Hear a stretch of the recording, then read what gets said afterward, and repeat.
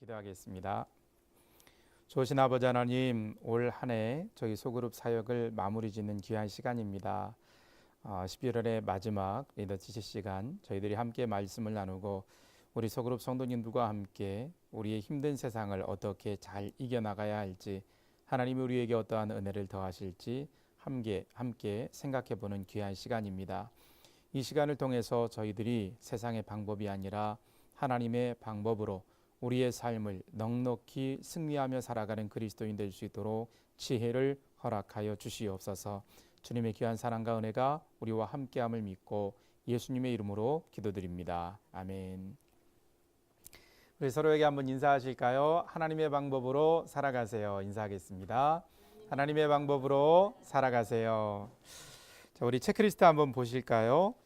체크리스트 중요한 광고는 리더티씨가 이제 오늘 종강됩니다. 오늘 종강을 하고 그리고 12월 15일 토요일입니다. 12월 15일 우리 인도자님, 속사님들을 위해서 리더스데이를 할 거예요. 시간은 오후 5시 30분, 장소는 우리 교회에서 할 예정입니다. 프로그램으로는 우리가 함께 먼저 저녁 식사를 하고 그리고 우리 교구별로, 교구 대항별 우리가 윷놀이를 좀 할 겁니다. 그리고 간단한 짧은 문화 공연 그리고 감사의 축복의 시간 이렇게 저희들이 2층 유초동부실에서 할 예정입니다. 그리고 저희들이 이제 저녁 식사 예약을 해야 돼서 사전에 참여 신청을 좀 해주세요. 그래서 저희들이 식사 예약을 잘 하고 함께 식사할 수 있도록 그렇게 해주셨으면 좋겠습니다. 신청은 11월 30일 금요일까지 저에게 문자나 카톡으로 해주시면 정확한 인원을 계수해서 리더스데이를 잘 준비하도록 하겠습니다. 가급적이면 한 3주 정도 남았잖아요. 이날은 모든 분들이 함께 하셨으면 좋겠어요. 함께 하셔서 다른 약속 잡지 마시고 그리고 또 가정이 있으신 분들도 미리미리 가족들에게 식사를 준비를 해주시고 나오셨으면 좋겠습니다. 특별히 부부속이신 소그룹은 함께 나오셔도 될 것 같아요. 부부속이신 분들은 함께 봉사하고 헌신하시니까 이 시간에 함께 나와 주시기를 부탁을 드립니다. 그리고 올해와 내년 이제 소그룹 겨울 미션 기간이죠. 우리가 예정대로 2019년에는 소그룹을 새롭게 좀 개편할 예정입니다. 그래서 마지막 겨울 미션을 성도님들과 함께 친밀한 교제를 나누고 또 귀한 삶을 통해서 하나님의 은혜를 함께 나누셨으면 좋겠습니다. 소그룹 미션 안내는 12월 16일 주일 저녁에 우리가 함께 예배 드리면서 동시에 말씀드릴 예정입니다. 자, 리더스데이와 소그룹 미션에 대해서 잘 참고하시고요. 12월 19일은 우리가 사랑나눔교회 방문 예배를 드리겠습니다. 지난번에 서로 이제 소통이 잘 안 돼가지고 마지막 주일날 우리가 한번 생각을 해봤는데 어려움이 있어서 날짜를 확정을 할게요. 12월 9일날 우리가 사랑나눔교회 방문 예배를 드리고 어떻게 예배할 것인지는 제가 카톡방을 이 교구마다 만들어 드릴게요. 그러면 거기에서 서로 이제 소통하시고 그렇게 하셨으면 좋겠습니다. 자, 다른 궁금한 사항들은 광고들은 그 체크리스트 잘 보시면서 소그룹 안에서 잘 준비해 주셨으면 좋겠고요. 클린 뉴스페이스도 계속해서 성실하게 잘 참여해 주셔서 우리가 청결한 환경 가운데 예배할 수 있도록 그렇게 해주시면 좋겠습니다. 질문 혹시 있으신가요? 자, 그러면 오늘 올 한 해의 마지막 소그룹 나눔에 대해서 우리가 함께 배워보도록 하죠. 29강입니다.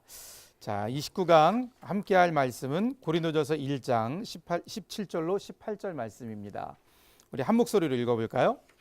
그리스도께서 나를 보내심은 세례를 베풀게 하려 하심이 아니요 오직 복음을 전하게 하려 하심이로되 말의 지혜로 하지 아니함은 그리스도의 십자가가 헛되지 않게 하려 함이라.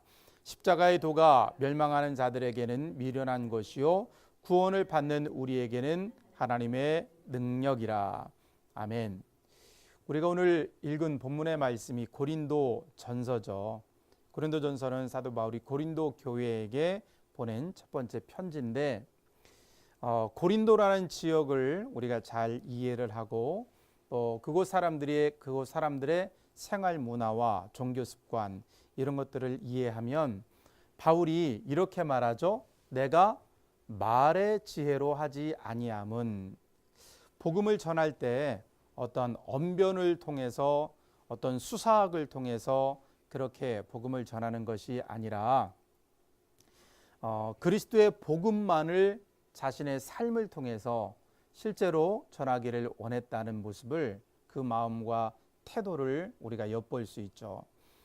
특별히 이 고린도라는 지역은 그 아테네, 그리스, 고린도 이런 그 여러 이제 헬라 철학이 번성했던 지역의 사람들입니다. 그리고 고린도라는 지역 자체가 우리가 지도를 보면 알겠지만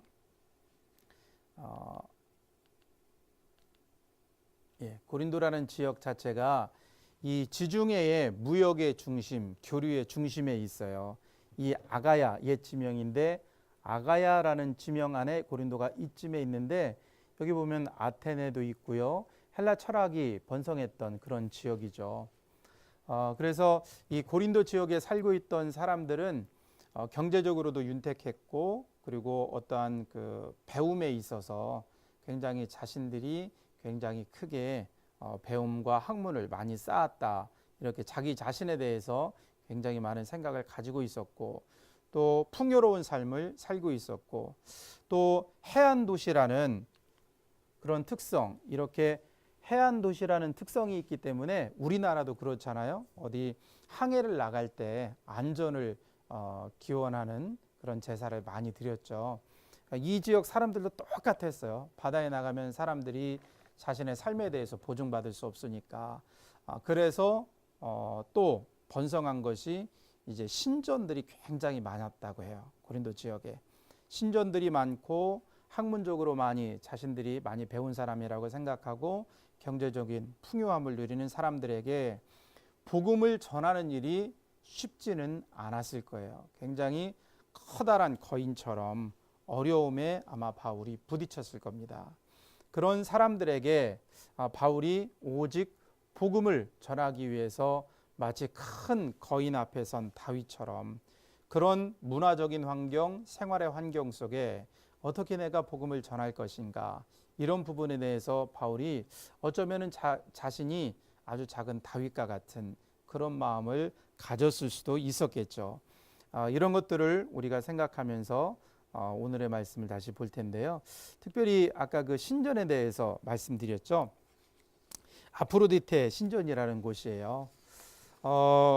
고린도에 굉장히 많은 여러 가지 신전들이 있었는데, 이 아프로디테 신전이 굉장히 유명한 신전이라고 합니다. 그리고 규모도 굉장히 커서 이 신전 안에 그 우상을 섬기는 여사제들이 1000명이 넘는 아주 굉장히 큰 규모의 신전이었다고 해요. 그리고 그 아프로디테 그 여신은 사랑의 여신이라고 해서 이런 제사 행위가 행해질 때 굉장히 윤리적으로 문란한 일들이 많이 성행했던 그런 고린도라고 합니다. 그리고 이곳이 굉장히 여러 그 번성하는 곳이어서 야외 극장이 크게 건설됐는데요. 바로 그 당시에 2000년 전 그 당시에 한 번에 2만 명을 수용할 수 있는 야외 극장도 있었다고요. 어마어마한 규모죠. 엄청난 규모의 그런 사람들이 있었는데, 이런 건축물, 그리고 어떤 종교적인 상황, 그리고 사람들의 그 생활 습관, 경제적인 이런 곳 앞에서 바울이 복음을 전할 때 쉽지는 않았을 것이다. 마치 골리앗 앞에 선 다윗처럼 그러한 마음을 갖지 않았을까 우리가 생각해 보고요. 그러한 심정으로 바울이 아마 고린도전서를 기록하지 않았을까 우리는 유추해 볼 수 있습니다. 오늘 제목이 다윗과 같은 우리에게라는 제목이에요. 이 제목을 우리가 함께 정한 이유는 우리가 일상을 살아가면서 아주 큰 거인 앞에 선 마치 우리가 살아갈 우리와 맞닥뜨린 현실의 문제가 우리의 힘으로는 도저히 감당할 수는 없는 아주 큰 어려움처럼 느낄 때 우리는 과연 어떻게 믿음으로 우리의 삶을 살아가야 할까, 그 점을 생각해 보기 위함이고요. 그러한 상황 속에 놓여 있었던, 복음을 전하고 하나님의 말씀을 증거하고 예수 그리스도를 전했던 바울도 현실적인 문제는 그의 앞에 선 고린도라는 지역은 아주 큰 골리앗과 같은 그런 모습이었다는 걸 우리가 생각하게 됩니다. 거꾸로 좀 넘어가서 우리나라 축구 대표팀이 그 아시안 게임에서 금메달을 얻었죠. 그 아시안 게임에 금메달을 목에 건 선수들 중에 특별히 손흥민 선수를 우리가 생각해 볼 수 있는데요. 며칠 전이었죠. 25일에 영국의 첼시라는 아주 그 우수한 팀과 토트넘이라는 이 손흥민 선수가 함께했던 경기에서 손흥민 선수가 그 리그 첫 골을 터뜨리는 장면 굉장히 이슈가 많이 되더라고요. 그 장면을 잠깐 보도록 하겠습니다. 잉글랜드 프로축구 토트넘의 손흥민 선수가 환상적인 리그 첫 골을 터뜨렸습니다. 손흥민은 영국 런던 웸블리 구장에서 열린 첼시와의 홈 경기에 선발 출전해 2대0으로 앞선 후반 부분 쐐기골을 터뜨렸습니다. 역습 상황에서 오른쪽 측면을 돌파한 손흥민은 특유의 스피드로 40여 미터를 질주하면서 상대팀 수비수들을 제친 뒤 왼발 슛으로 골망을 흔들었습니다. 올 시즌 정규리그 첫 골이자 컵대회를 포함하면 시즌 세 번째 득점입니다. 정말 잘하죠? 엄청난 골이었어요. 우리 한국 동양인이 유럽에서 운동을 한다는 건 굉장히 어려운 일이에요. 유럽 선수를 딱 보면 보통 키가 180에서 190, 그리고 요즘에는 체격 조건이 더 좋아졌는지 축구 선수들도 190 넘는 사람들이 많이 있더라고요. 그렇게 키가 커도 스피드도 있고 체력 자체가 동양인과는 다른 그런 선수들이 많은데 유럽 리그에서 굉장히 주목을 받는 선수로 지금 활약하고 있습니다. 동양인으로서의 여러 가지 많은 그 단점이 있는데도 불구하고 거인 같은 그런 유럽 사람들 틈바구니 안에서 그렇게 스스로를 세워가는 손흥민 선수를 보면 자기의 장점을 잘 살리는 것 같아요. 특별히 스피드가 굉장히 좋죠. 그리고 이 주 공격수는 아닌데도 불구하고 공격 찬스가 날 때마다 공격 포인트를 올리는 이 손흥민 선수를 보면서 우리가 이제 오늘 참고할 도서가 있어요. 그 도서에 보면 말콤 글래드웰이라는 분이 굉장히 우리에게 낯익은 그 책의 제목으로 우리에게 다가오는데요. 다윗과 골리앗이라는 도서를 통해서 실제적으로 거인과 같은 정말 큰 어려움이나 또는 우리가 상대해야 할 사람들, 그런 사람들과 우리가 경쟁하거나 어떠한 일을 해야 될 때 약한 사람들은 항상 지는가? 그렇진 않다는 거죠. 특별히 다윗과 골리앗의 싸움은 온 세계 사람들이, 하나님을 모르는 사람들도 다 하는 그런 싸움이죠. 그 싸움에서 정말 승률 0%라고 볼 수 있는 다윗이 어떻게 골리앗을 이겨냈을까? 이 점을 말콤 글래드웰이 여러 가지 관점을 가지고 풀어내는데 평범한 사람들이 어떻게 강력한 팀을 이길 수 있을까? 특별히 우리의 삶에서 거인과 같은 어려움, 위기, 억압, 장벽들이 우리의 현실에 딱 부딪혀 올 때 우리는 그리스도인으로서 어떻게 그런 것들을 이겨낼 수 있을까 한번 생각해 보았으면 좋겠습니다. 가장 먼저 우리가 생각할 것은 거인이 싸우는 방식을 거절해야 된다는 거죠. 싸움에도 여러 가지 방법들이 있죠. 우리가 잘 알고 있는 동양의 고전 손자병법은 바로 그런 그 전쟁을 하는 면에 있어서 자기 자신을 잘 살피고 적과의 전투에서 어떻게 싸워야 승리할 수 있는지 그런 싸움의 기술을 알려주는 책이기도 하죠. 특별히 말콤 글래드웰은 이 다윗과 골리앗이라는 책에서 우리보다 더 힘이 있고 강력한 팀 또는 사람, 위기 이런 것들을 만났을 때 일반적으로 그러한 거인과 같은 조직이나 사람이나 상황들이 우리에게 다가오는 그것에 대하여 일반적으로 생각하지 말고 생각의 전환, 거꾸로 한번 생각해 봐야 된다고 우리에게 권면합니다. 거인들은 보통 골리앗이 싸울 때 그는 어떻게 싸웠나요? 갑옷을 입고 투구를 쓰고 무거운 무기를 딱 들고 그렇게 전쟁에 나갔죠. 다윗이 똑같이 그런 갑옷과 투구를 쓰고 전쟁에 나갔나요? 그렇게 하지 않았습니다. 만약에 어린 다윗이 그런 갑옷을 입었다면 한 걸음 두 걸음 가다가 갑옷이 너무 무거워서 넘어지고 쓰러지고 그 상황 속에 아마 목숨을 잃었을 거예요.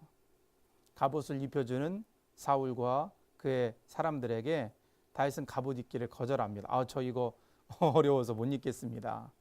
그냥 내가 양을 칠 때처럼 그렇게 가겠습니다.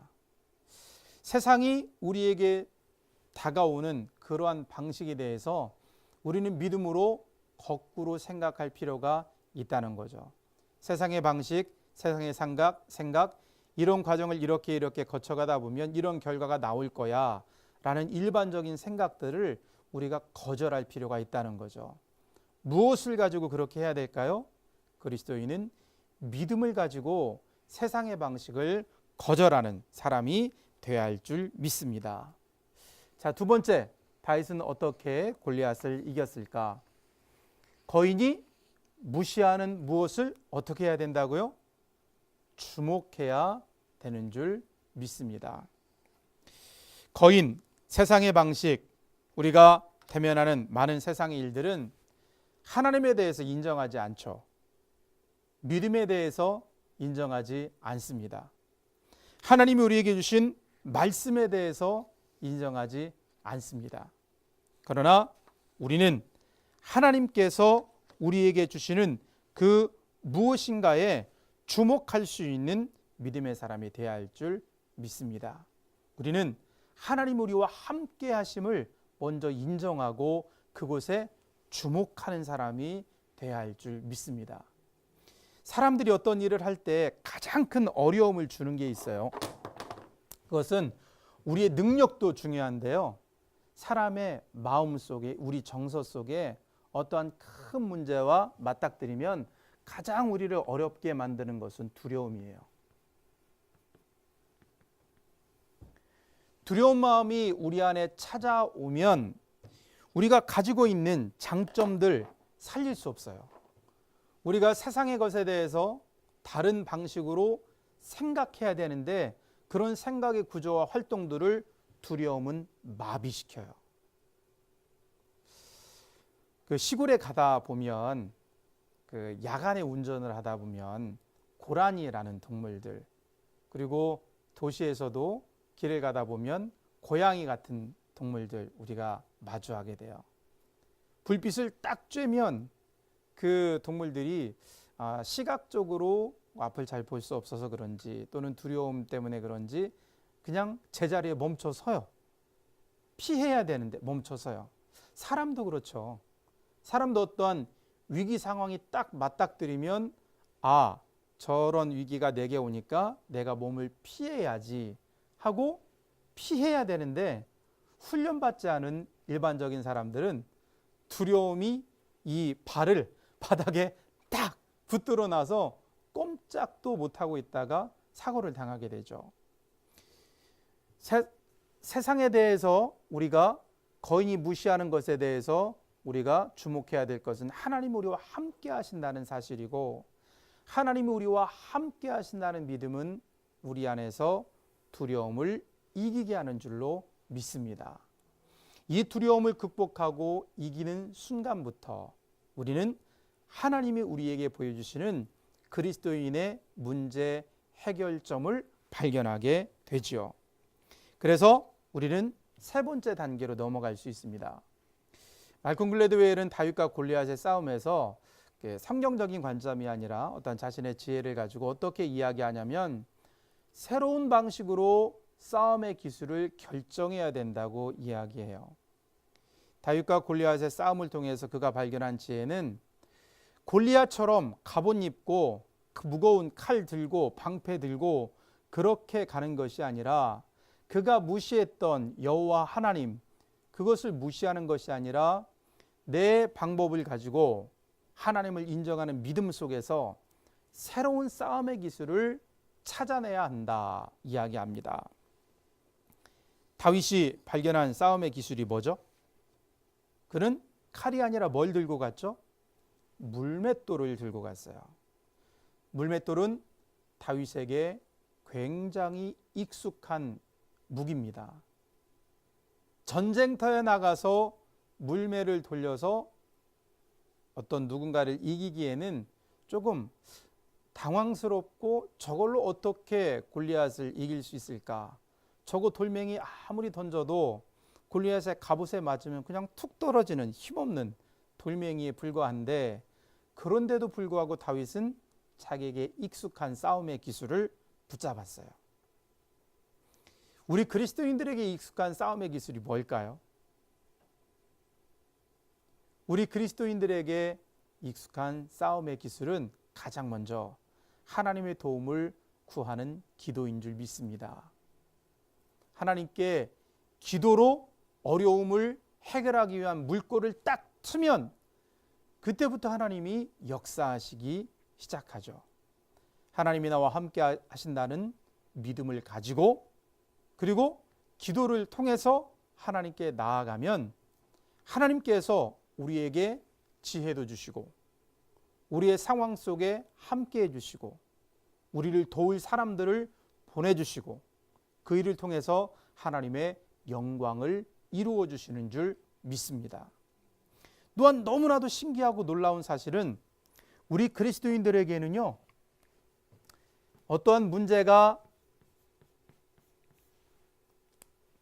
해결되지 않아도 이 일을 통해서 하나님께 영광 돌릴 수 있다는 거예요. 사람들은 무슨 일이든지 성공해야, 그리고 사람들은 무슨 일이든지 성취해야 다 된다고 생각하잖아요. 그런데 우리 그리스도인들의 삶은 모든 것이 합력하여 선을 이루는 인생인 줄 믿습니다. 우리가 지금 어려움의 골짜기를 걸어가도, 다윗과 같은 큰 위기 앞에 서 있어도, 실제로 그런 위기로 인해서 우리가 고통당하고 어려움을 당해도 하나님은 그것조차도 우리 인생의 재료로 삼으셔서 우리를 성숙하게 만드실 뿐만 아니라 우리를 통해서 하나님께 영광 돌리는 놀라운 하나님이심을 믿습니다. 우리가 어려움을 당해도 그것으로 끝이 아니라는 사실 우리는 믿죠.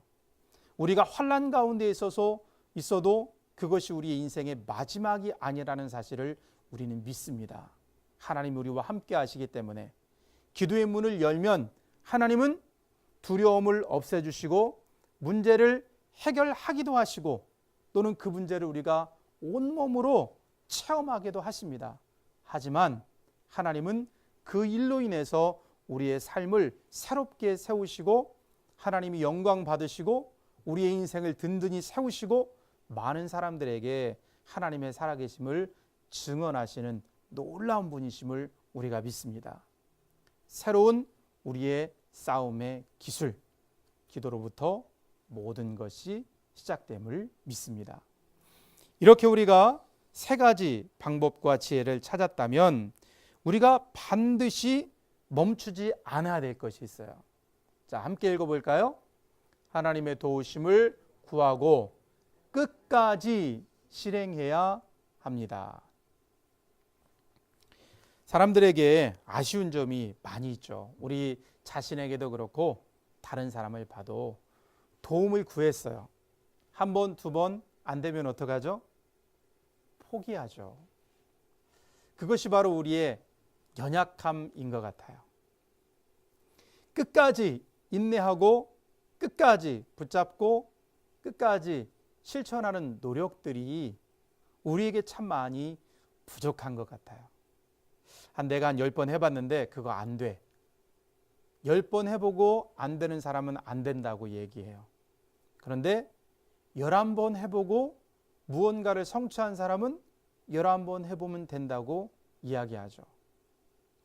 끝까지 실행하는 저 인내와 계속되는 도전이 우리 그리스도인들에게 있어야 될 줄 믿습니다.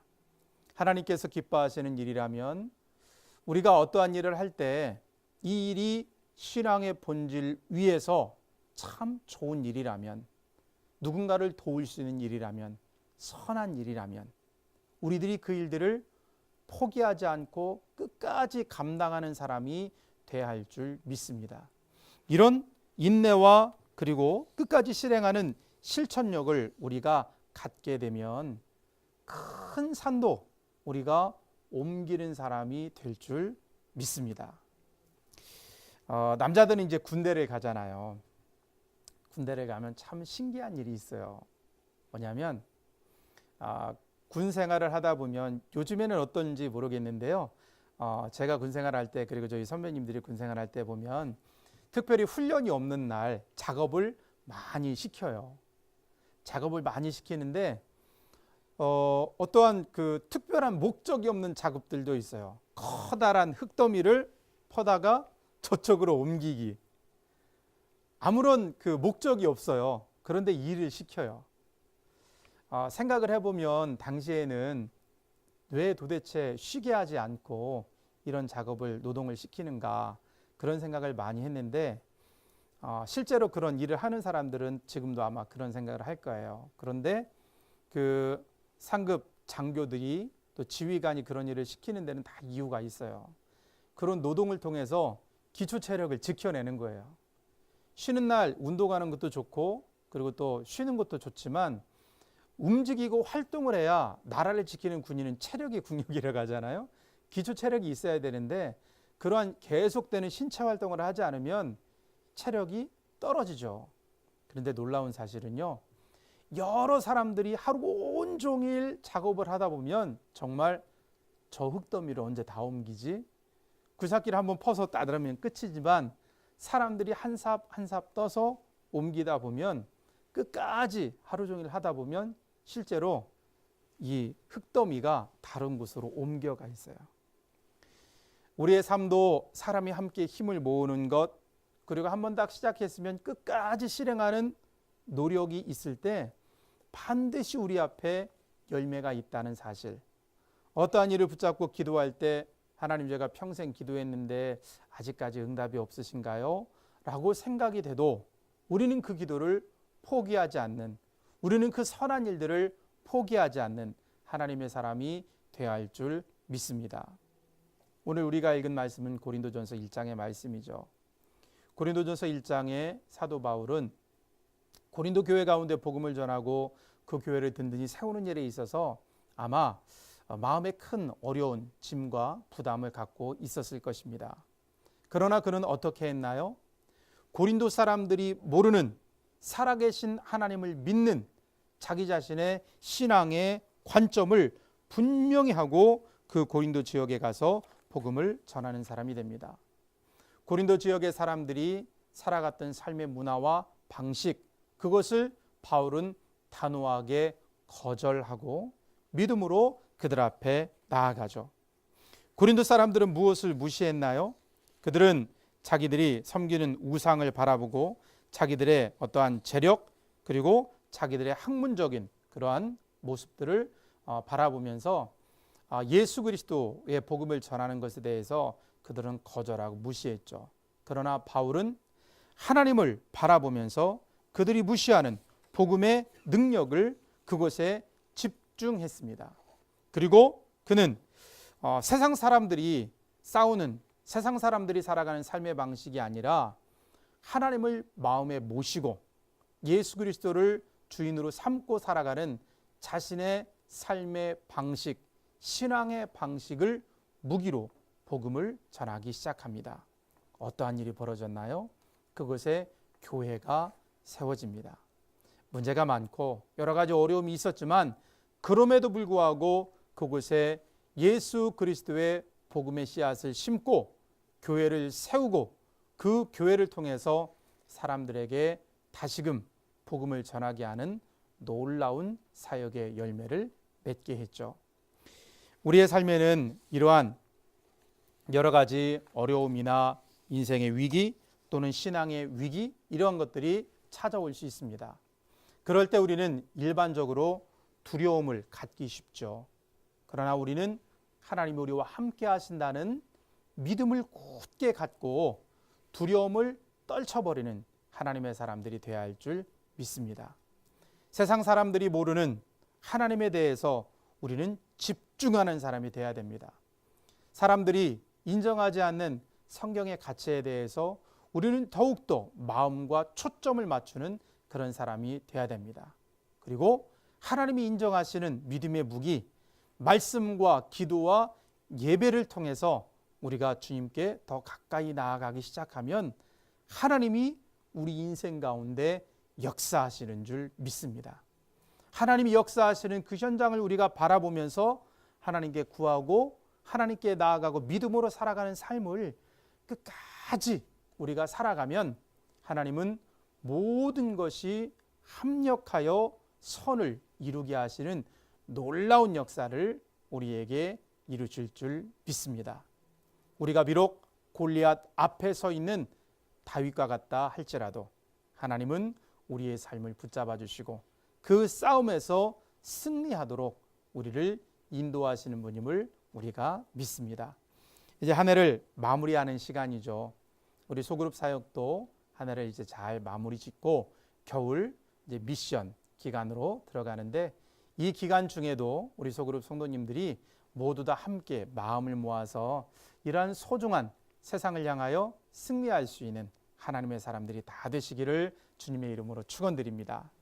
우리가 함께 기도 제목을 붙잡고 좀 기도했으면 좋겠어요. 4가지 기도 제목입니다. 자, 한 가지씩 읽어볼까요? 첫째, 신앙 공동체가 거대한 세상의 가치에 굴복하지 않고 하나님의 세계관을 전하게 하소서. 두 번째입니다. 우리 성광소그룹의 모든 가정들이 하나님의 뜻을 세우는 가정이 되게 하소서. 세 번째입니다. 사랑하는 자녀 세대가 우리 교회 안에서 하나님의 방법으로 세상을 살아가는 지혜를 얻게 하소서. 네 번째입니다. 우리 사회와 국민들이 자신의 환경에 절망하지 않고 새로운 삶의 길을 발견하게 하소서. 겨울철이 되면 어려운 사람들에 대해서 우리가 많이 생각하게 되죠. 우리가 상상할 수 없을 정도로 힘든 여건 속에 놓인 사람들, 그리고 또 전 세계적으로 어려움에 놓인 많은 사람들이 있죠. 그런 사람들을 생각하면서 우리가 이 4가지 기도 제목으로 다 같이 하나님께 기도하며 나아갑니다. 기도하겠습니다. 하나님 아버지, 오늘 귀한 시간 하나님께서 우리에게 허락하시고 함께 말씀을 나눌 수 있는 기회 주신 것 감사를 드립니다. 하나님, 우리가 인생을 살아가다 보면 골리앗과 같은 큰 거인 앞에서 우리 자신을 발견하게 됩니다. 하나님, 여러모로 부족하고 연약한 저희들이 어떻게 그러한 상황 속에서 믿음으로 승리하는 하나님의 자녀들이 될 수 있을까요? 하나님, 세상의 방식을 거절하는 믿음의 사람들이 되게 하여 주옵소서. 세상이 주목하지 않는 하나님을 주목하는 하나님의 사람들이 되게 하여 주옵소서. 세상이 사용하지 않는 믿음의 방식, 기도와 말씀과 예배로 하나님께 나아가는 저희들이 되게 하여 주옵소서. 그리고 그 귀한 믿음의 역사들을 이룰 하나님의 무기, 저희들이 포기하지 않고 끈기를 가지고 인내를 가지고 최선을 다하여 끝까지 믿음으로 살아가는 하나님의 사람들이 되게 하여 주옵소서. 낙심하여 좌절하지 않도록 하나님 우리를 붙잡아 주옵소서. 그리하여 우리 성광신앙 공동체가 세상의 가치를 거절하고 하나님의 세계관으로 살아가게 도와주시고 우리의 소그룹이 이러한 귀하고 놀라운 역사를 이루는 귀한 소그룹 되게 하여 주옵시고 우리의 사랑하는 자녀들이 세계를 품은 탁월한 크리스천 리더십으로 하나님의 꿈을 품고 자신의 삶을 준비하는 믿음의 사람들이 되게 하여 주옵소서. 또한 주께서 함께 하셔서 우리 사회와 우리 국가 온 세상의 어려움과 낙심과 절망에 빠진 사람들에게 소망과 희망의 씨앗이 되어주시고 자신의 삶을 귀하게 세워갈 수 있도록 역사에 주시옵소서. 함께하여 주시옵소서. 하나님, 오늘 귀한 인도자님들과 함께 올 한 해 소그룹 사역을 마무리 짓는 이제 마지막 시간 저희들이 갖게 되었습니다. 마지막으로 저희들이 함께 나눈 말씀은 고린도전서 1장의 말씀으로 커다란 거인과 같은 고린도라는 지역에 어떻게 바울이 믿음과 복음을 증언했는가를 바라보게 됩니다. 다윗과 골리앗이라는 그 위대한 싸움 앞에서 정말 모든 사람의 예상을 깨고 골리앗이 다윗이 승리한 비결은 세상의 가치를 거절하고 세상이 주목하지 않는 하나님께 주목하고 세상이 인정하지 않는 믿음의 기도와 예배와 말씀 가운데 나아가며 끝까지 그것을 붙잡았던 놀라운 지혜를 저희들이 얻게 됩니다. 하나님이 귀한 지혜로 우리가 인생을 살게 하셔서 하나님 우리가 믿음으로 늘 승리하는 하나님의 자녀들이 되게 하여 주옵시고, 비록 승리하지 못한다 할지라도 모든 것을 합력하여 선을 이루게 하시는 하나님을 바라보고 오히려 더욱더 깊은 사람, 든든한 사람, 반석과 같은 하나님의 사람으로 세움받는 믿음의 사람들이 되게 하여 주옵소서. 금주 이제 모든 소그룹에서 주의 말씀을 함께 나눌 때 하나님의 큰 은혜와 은총과 역사가 우리 안에 넘쳐날 수 있도록 하나님 함께하여 주시옵소서. 주님의 귀한 사랑과 은혜가 올 한 해를 마무리 짓는 시간에 우리 소그룹 인도자님들, 속장님들, 우리 성도님들께 충만케 하시고 새로운 한 해를 믿음과 감사함으로 맞이할 수 있도록 하나님 역사에 주옵소서. 예수님의 이름으로 감사하며 기도드립니다. 아멘. 감사합니다. 수고하셨습니다. 감사합니다.